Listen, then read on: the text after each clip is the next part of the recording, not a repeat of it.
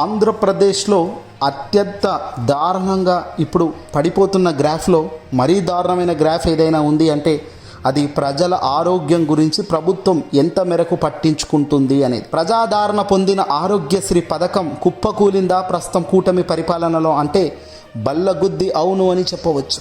అసలు ఏంటి ఆరోగ్యశ్రీ? దీని ఉద్దేశం, ప్రారంభం చేసింది ఎవరు?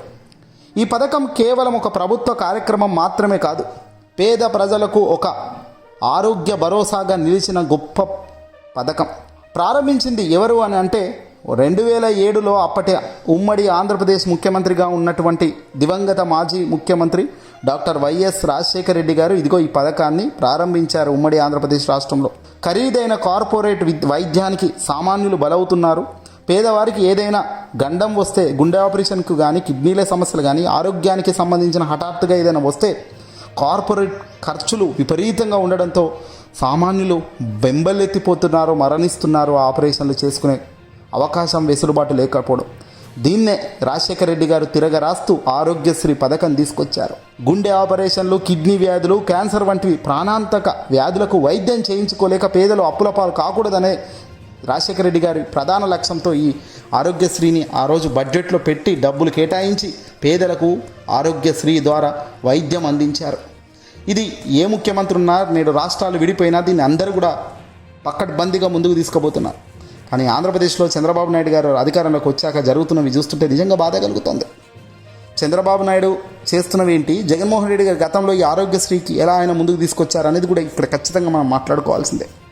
జగన్మోహన్ రెడ్డి గారు తాను అధికారంలోకి వచ్చినాక 2019 నుంచి 2024 మధ్య ఆరోగ్యశ్రీ పథకాన్ని ఆయన తన ప్రభుత్వ ప్రాధాన్యతలో ఒకటిగా మార్చారు. పేదవాడికి కార్పొరేట్ వైద్యం అనే నినాదంతో ఆయన కొన్ని కీలక మార్పులు చేర్పులు చేశారు. తన తండ్రి తీసుకొచ్చిన ఈ ఆరోగ్యశ్రీ పథకం తండ్రి ఒక అడుగు వేస్తే కుమారుడుగా 4 అడుగులు నేను ముందుకేస్తాననే రీతిలోనే తను ముందుకు తీసుకెళ్లారు. చికిత్సల సంఖ్యను అమాంతం పెంచేశారు జగన్మోహన్ రెడ్డి గారు. వైఎస్ జగన్ ప్రభుత్వం రాకముందు ఆరోగ్యశ్రీలో కేవలం సుమారు 1000 లోపు చికిత్సలు మాత్రమే ఉండేవి. కానీ జగన్మోహన్ రెడ్డి గారు అధికారంలోకి వచ్చాక ఈ సంఖ్యను దశల వారీగా 3257 చికిత్సలను పెంచి పారేశారు. అంటే ఈ 3257 రోగాలకు సంబంధించిన చికిత్స ఆరోగ్యశ్రీలో వచ్చేలా రూపకల్పన చేశారు.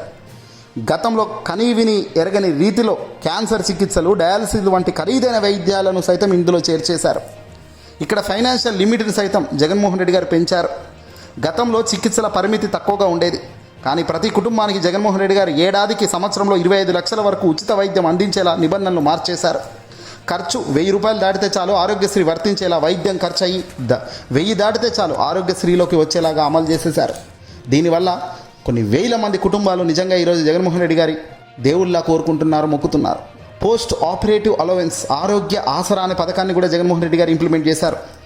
ఆపరేషన్ చేయించుకున్న రోగి కోలుకునే వరకు రెస్ట్ పీరియడ్ ఆయన పనికి వెళ్ళలేడు కాబట్టి ఆ కుటుంబం ఇబ్బంది పడకుండా రోజుకు 225 రూపాయలు అంటే నెలకు గరిష్టంగా 5000 రూపాయల చొప్పున ఆర్థిక సహాయం అందించేవారు.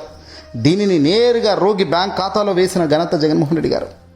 నెట్వర్క్ ఆసుపత్రుల విస్తరణ కేవలం ఆంధ్రప్రదేశ్లోనే కాకుండా హైదరాబాద్, బెంగళూరు, చెన్నై వంటి నగరాల్లో కూడా ఆంధ్రప్రదేశ్ రాష్ట్ర ప్రజలు ఎక్కడ ఏ చికిత్స చేసుకున్నా 150కి పైగా సూపర్ స్పెషాలిటీ హాస్పిటల్లో కూడా ఈ ఏపీ ప్రజలకు సంబంధించిన ఆరోగ్యశ్రీ కింద ఉచిత వైద్యం పొందేలా ఒప్పందాలు చేసుకోవడం అంటే నిజంగా ఈ మనిషి రాజశేఖర రెడ్డి గారి కడుపున పుట్టిన గొప్ప మహా అద్భుతమైన మనిషి కాక మరి ఏమవుతారు చెప్పండి. ఆటోమేటిక్గా నిధులు, ఆసుపత్రులకు బిల్లులు పెండింగ్లో ఉండకుండా ఆటోమేటిక్గా నిర్దిష్ట కాల పరిమితిలోనే నిధులు విడుదల చేసే ఒక ప్రక్రియ ద్వారా ఆయన ముందుకు పోయారు. చివరిలో కొన్ని బకాయిలు కూడా సమస్యలు ఉన్నాయి. కొత్తగా డిజిటల్ హెల్త్ కార్డులను పంపిణీ చేసి రోగి మెడికల్ హిస్టరీని అందులో క్లియర్ డేటా ఉండేలా చూసుకున్నారు. విజిలెన్స్ క్లినిక్ ద్వారా ఆరోగ్యశ్రీ సేవలను గ్రామీణ స్థాయికి తీసుకెళ్లారు. గ్రామంలోని పరీక్షలు చేసి అవసరమైతే అక్కడే పెద్ద ఆసుపత్రికి రిఫర్ చేసి విధానాన్ని అమలు చేశారు. కానీ ప్రస్తుతం జరుగుతున్నవి చూస్తుంటే నిజంగా బాధ కాక మరి ఏమవుతుంది. కట్ చేస్తే అధికారం మాత్రమే ఇక్కడ మారింది. చంద్రబాబు అధికారంలోకి వచ్చారు 2024 నుంచి. బకాయిలు విడుదల చేసే ప్రయత్నం కూడా చేయలేదు. ఆసుపత్రులకు చెల్లించాల్సిన బకాయిలను విడతల వారీగా విడుదల చేస్తామని కూటమి ప్రభుత్వం హామీలు ఇచ్చింది తప్ప హామీలను మాత్రం నెరవేర్చడానికి ముందుకు పోలేదు. ఎందుకో ఏమో చంద్రబాబు మొదటి నుంచి ఈ ఆరోగ్యశ్రీకి వ్యతిరేకమే. సేవలు చేయాలన్నా, పేదవాడి గుండె కాపాడాలన్నా దానికి గొప్ప మనసు కూడా నిజంగా ఉండాలి కదా. ఆ మనసు ఎందుకో చంద్రబాబుకు లోపిస్తూనే ఉంది ప్రతిసారి. బకాయిలు చెల్లించకపోవడంతో నెట్వర్క్ ఆసుపత్రుల్లో 5వ రోజు ఓపీ సంబంధించి అత్యవసర వైద్య సేవలు ఎక్కడికక్కడ ఆపేశాయి. ప్రభుత్వ రంగం నుంచి ఆసుపత్రులకు సుమారు 3,000 కోట్లకు పైగా బకాయిలు రావాల్సి ఉంటుందా? ఆ 3,000 కోట్లు ఇవ్వక కూటమి నానుపుతూ ఉంది. దీంతో వాళ్ళు సేవలనే ఆప్ చేసేశారు. ఈ రోజున కొన్ని చోట్ల పాత బిల్లులు క్లియర్ అయితేనే రోగులను డిశ్చార్జ్ చేస్తామని ఆసుపత్రులు పట్టుబడుతుండో అత్యంత ఆందోళనకర పరిస్థితి వచ్చింది. అనంతపురం, శ్రీకాకుళం, గుంటూరు, వైఎస్ఆర్ కడప జిల్లాల్లో కూడా దారుణమే చూస్తున్నారు. ఇది ఏకంగా వైఎస్ఆర్ కడప జిల్లాలో 22 నెట్వర్క్ ఆసుపత్రులు సేవలను నిలిపివేసి రోగులను వెనక్కు పంపిస్తున్నారు. వన్ టైం సెటిల్మెంట్ చేస్తామని హామీ ఇచ్చారు, కానీ విఫలం చెందింది కూటమి సర్కార్. ఆరోగ్యానికి సంబంధించి ప్రభుత్వానికి అత్యంత ముఖ్యమైన అంశంలో ఇది ఒకటి కాదా? ప్రభుత్వం గతంలో డిసెంబర్ నాటికి బకాయిలన్నీ సెటిల్ చేసిందంట జగన్మోహన్ రెడ్డి గారి సర్కార్. కానీ అది నెరవేరకపోవడంతో ఆసుపత్రుల యాజమాన్యులు ఇప్పుడు తీవ్ర నిర్ణయాలు తీసుకుంటున్నారు. హామీలు ఇవ్వడము డిసెంబర్ వరకు క్లోజ్ చేస్తాము హామీలు అని చెప్పారు, కానీ ఇప్పటివరకు రూపాయి ఇవ్వలేదు. మందులు కొనుగోలు, సిబ్బంది జీతాలు కూడా చెల్లించలేని స్థితిలో ఉన్నామని, అందుకే వైద్య సేవలు కొనసాగించలేకపోతున్నామని ఆరోగ్య శాఖ అసోసియేషన్ ASHA పేర్కొంటుంది. ఆరోగ్యశ్రీ కార్డు ఉందనే ధైర్యంతో వెళ్తున్న పేదలకు డబ్బులు చెల్లిస్తేనే వైద్యమని ఆసుపత్రుల్లో కరాఖండిగా మొండిగా చెప్తుండడంతో వారు దిక్కుతోచని స్థితిలో పడిపోయారు. వేసిన ఒక్క ఓటు మాయకు మేము ఈరోజు ఈ పరిస్థితుల్లో నిలబడ్డామని బాధపడుతున్నారు. నిజంగా ఏదేమైనప్పటికీ కూడా జగన్మోహన్ రెడ్డి గారు ఖచ్చితంగా అధికారంలో ఉన్నప్పుడు చేసిన మంచి కూటమి అధికారంలోకి వచ్చినప్పుడు జరుగుతుండడం లేదు అనేది గ్రహించిన పేద ప్రజలు ఈరోజు మళ్ళీ జగన్నే కోరుకుంటున్నారు. ఏం జరిగినా ఇలాంటి మనిషి అధికారంలో ఉంటే చాలు, కేవలం అధికారం ఒక్కటే మా జీవితాలను మారుస్తుంది కదా అంటూ ఇప్పుడు గ్రహిస్తూ బాధపడుతున్నారు. ఏదేమైనా ఆరోగ్యశ్రీలో ఇంత బాధకు గురి అవుతున్న పేద ప్రజలకు కాపాడలేని వాళ్ళు అమరావతితో 2 లక్షల కోట్లు ఎలా పెట్టి అమరావతి సక్సెస్ చేస్తారో ఆలోచించండి. బకాయిలో ఉన్న 3,000 కోట్లు విడతల వారీగా ఇచ్చుకుంటూ వాళ్ళని మేనేజ్ చేసుకుంటూ పోతే చాలు, ఆ సేవలు ఆగిపోయే పరిస్థితి ఈరోజు రాకపోయేది.